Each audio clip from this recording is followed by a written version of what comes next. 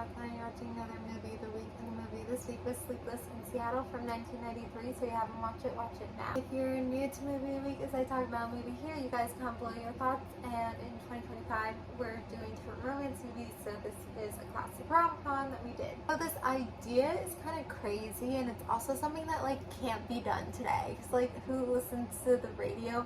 But yeah, it's kind of crazy that this guy was on the radio and then all these girls fall in love with him. But like, I could kind of see something similar happening nowadays with, like, let's say like a TikTok blows up and then like everyone's like, oh my god, this single widowed dad, like I want him.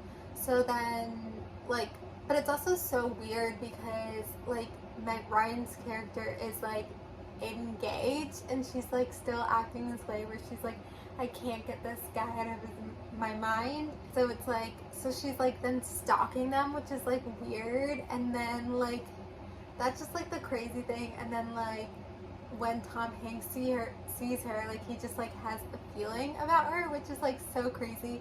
And then like if out of all the letters, because they got like so many letters, like the son really likes her letter. Like I think that's the crazy thing. It's like two coincidences where like, you know, from Meg Ryan, she's the one like, or I guess three, because it is a triangle with the son completed. Three different things where like Meg Ryan, she's like stalking and she like wants them or is interested or intrigued by them. She needs to know more. The son like actually likes her letter, so that's one. And then the son liking the letter out of like all these letters is number two. And then number three is like him seeing her and like actually, you know, like having some connection with her. Obviously, if the first one didn't happen, like then the other ones wouldn't happen. So like if Meg Ryan, like if she didn't listen to the radio that night or didn't really care, then like she wouldn't have like went out to Seattle and she wouldn't have sent the letter. So the other two wouldn't have happened. Even if like it did happen, which it did, and she sent the letter, like there's a chance like the son didn't like the letter. So it was something that like she just like would have, maybe she would have still, because she went to Seattle before she saw that they wrote back about the letter.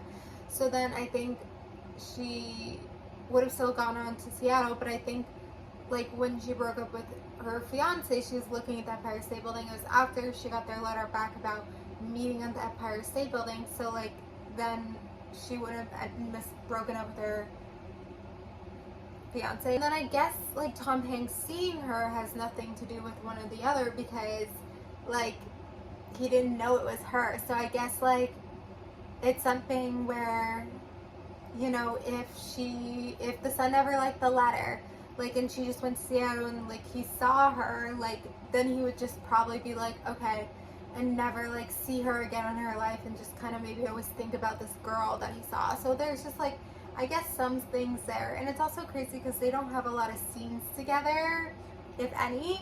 So it's like, how do you see the love? How do you see the connection? And it kind of just feels like they're on two different paths, this movie. And there's like some overlap, but like not really. And they don't have like those scenes together. So it kind of feels a little like very different than other rom-coms. And the son has such a component to this. And it kind of reminded me of Jerry Maguire, where it is like, you know, this kind of rom-com where one of them has a kid and how the kid is incorporated. But this, I felt like the kid was even incorporated more, like the kid was feeling the story along. I mean, he's the one who called the radio show and he's an amazing actor, like good job finding a great actor for this. It's so crazy seeing his dynamic with his dad, Tom Hanks, and them screaming at each other, the way they talk with each other. Some of the stuff I'm like, I didn't say that stuff when I was 8 or whatever, but like it kind of feels a little bit more real. They're like arguing with each other. I can't believe he like flew into New York alone. Like that is insane to me.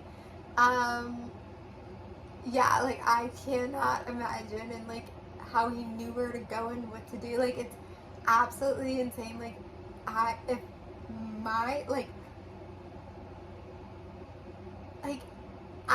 if my child did that, like in the future, if my 8-year-old child just like flew somewhere else, like I think I'd lose my mind as a freaking parent. Like I would never let them out of the sight of people again. Like Harry just flying somewhere else and like just doing that. Like, that's insane to me. And like his dad didn't like scold him enough. Like, whatever. So like this is like one of those like classic rom-coms. They say they don't make movies like this anymore, and I feel like it's such an crazy idea. I think it's just more what people miss is like the heartfulness of it.